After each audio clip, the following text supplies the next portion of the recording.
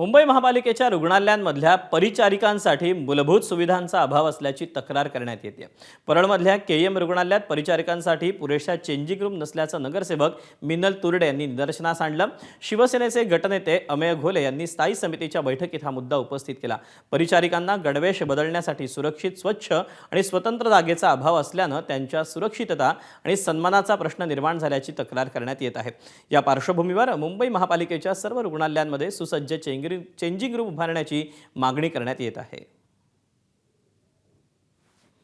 मला ते खूप असं हे वाटलं की एक महिला कर्मचाऱ्यांना जर तिथे एवढ्या मोठं हॉस्पिटल मुंबई महानगरपालिका, आज आपण म्हणतो श्रीमंत महानगरपालिका, आणि तिथे जर महिला स्टाफसाठी जर चेंजिंग रूम नसेल आणि त्यांना असं कुठेतरी आडोसा घेऊन चेंज करावं लागत असेल तर अतिशय ती खेदाची बाब आहे।